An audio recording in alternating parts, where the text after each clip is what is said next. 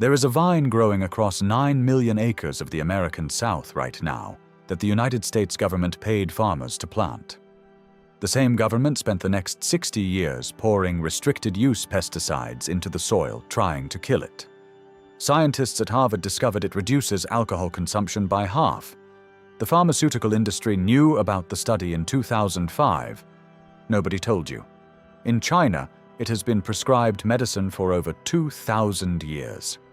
In Japan, grandmothers still cook with it every week. In America, it is federally listed as a noxious weed, and chemical companies have built an entire industry around its destruction. This is the story of Kudzu. In 200 CE, a Chinese scholar compiled the oldest surviving pharmacopoeia in human history. The Shenong Bencao Jing, the divine farmer's classic of roots and herbs, documented 365 medicinal substances. Among them was a plant the ancient Chinese called zhe. The root, the text recorded, relieved fever. It broke the stiffness of the neck and back.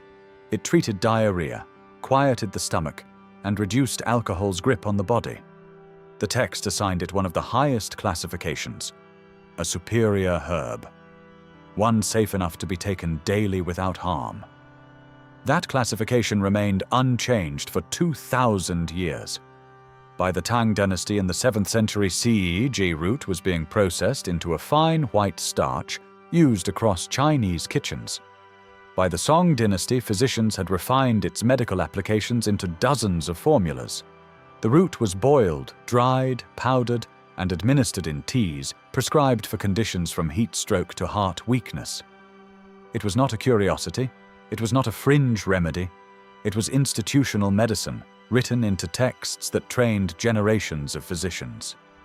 Across the East China Sea, Japan developed its own relationship with the same plant.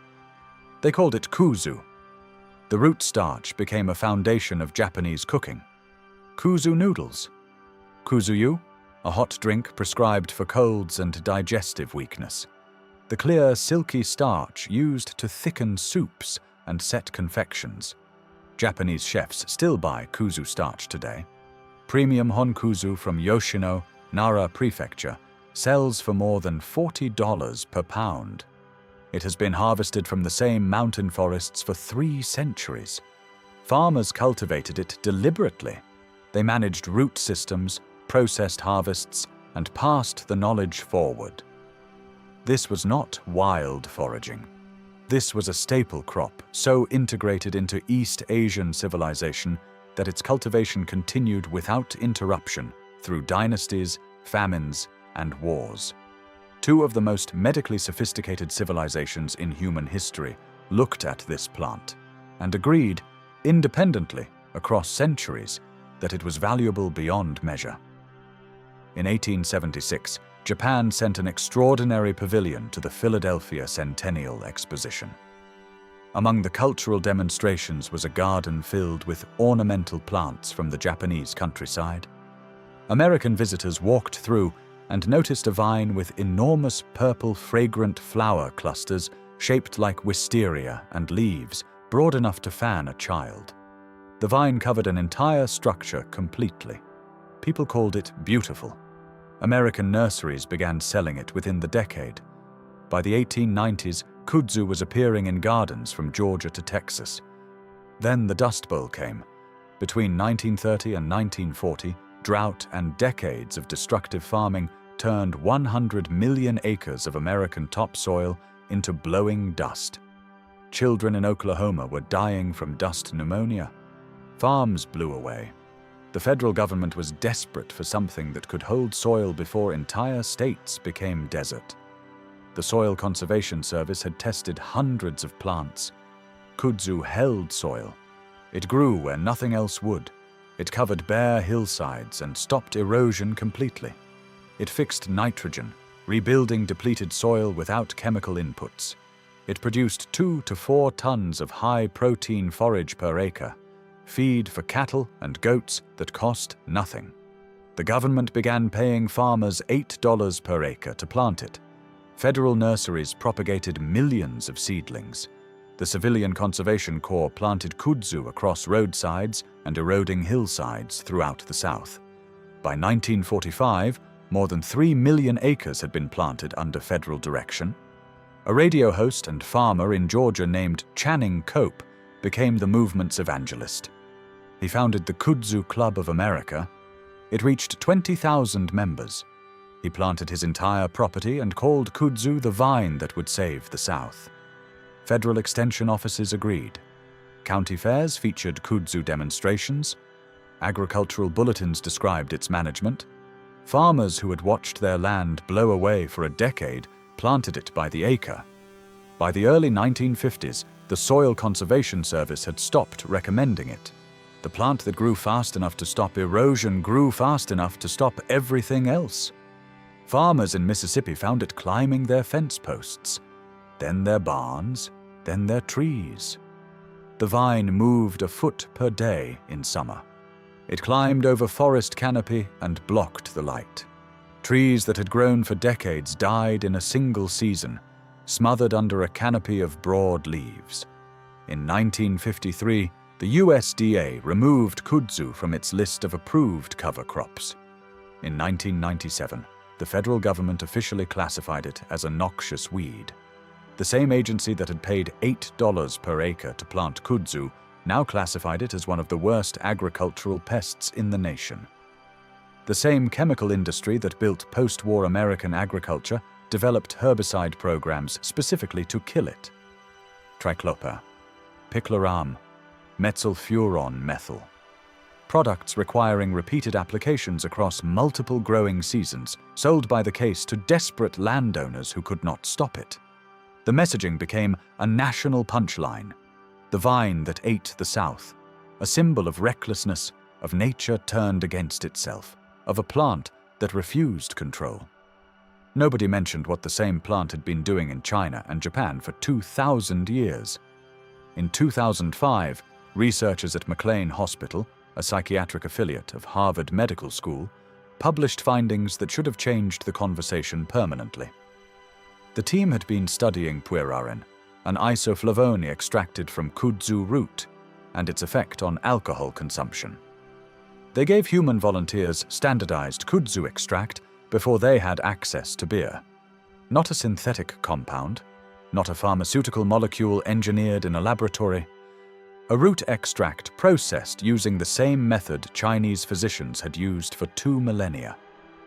The results were striking.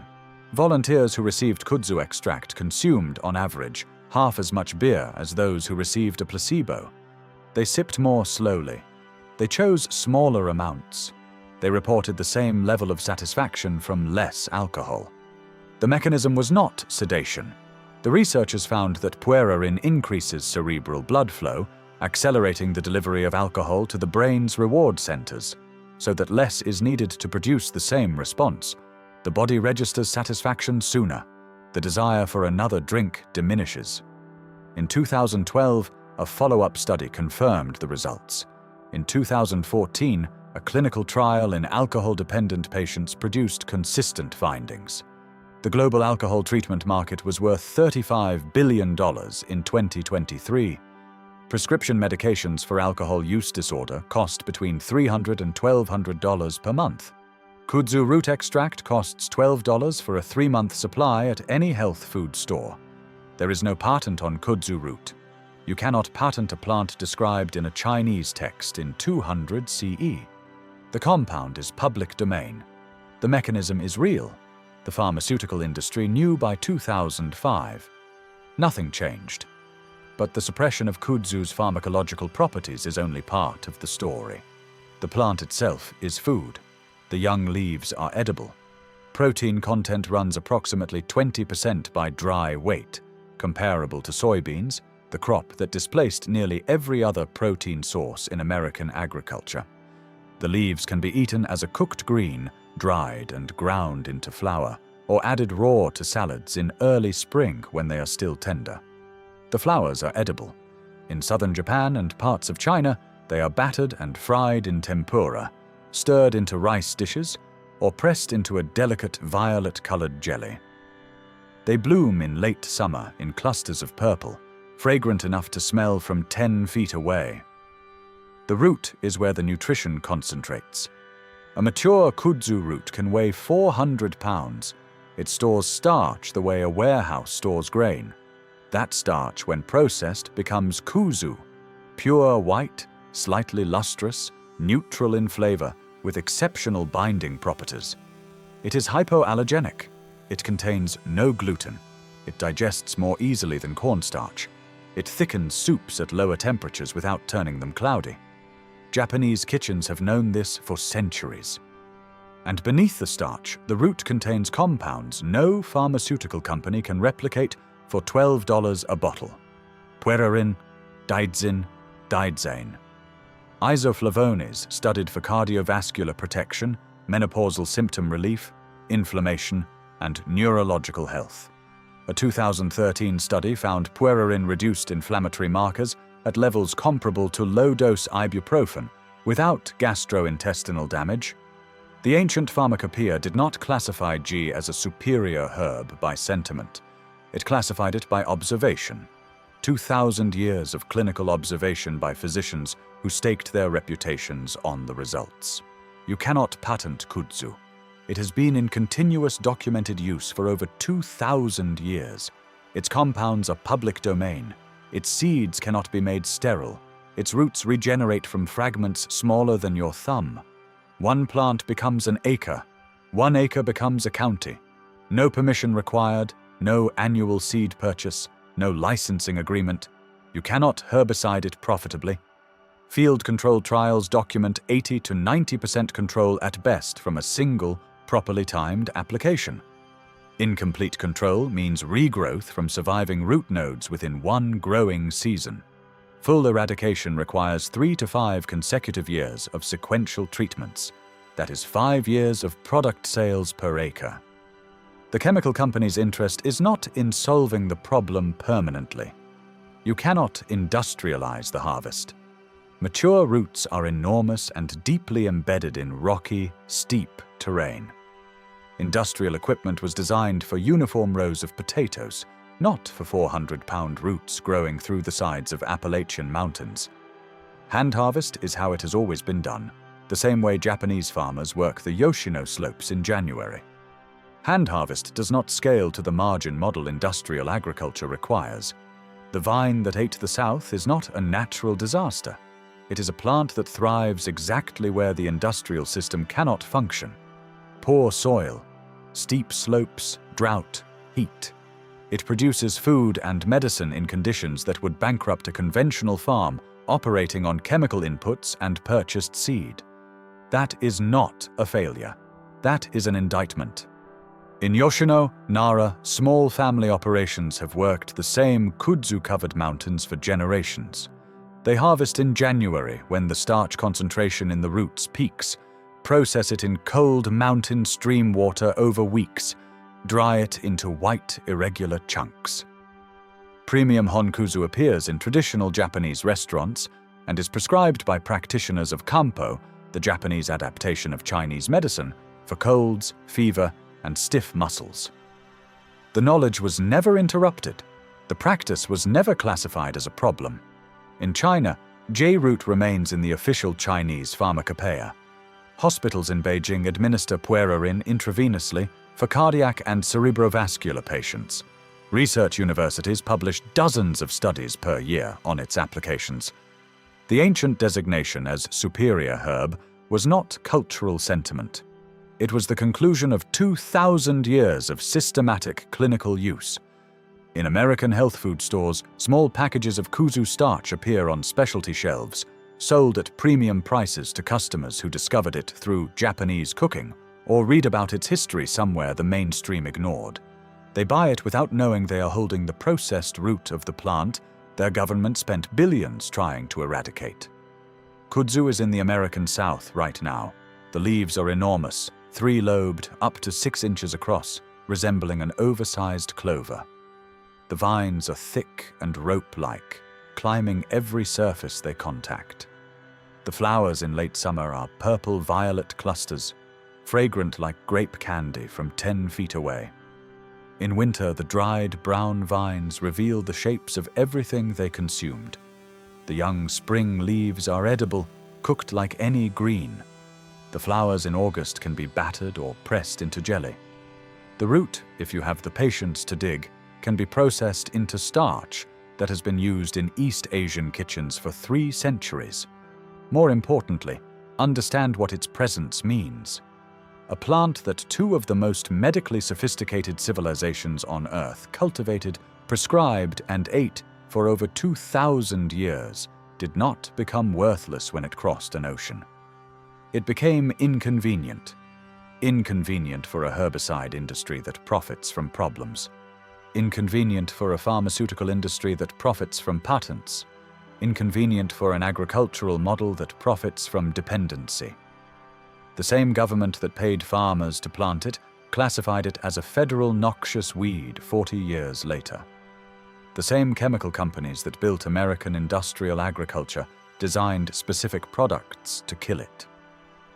They named it a disaster, an invasive species, the vine that ate the South.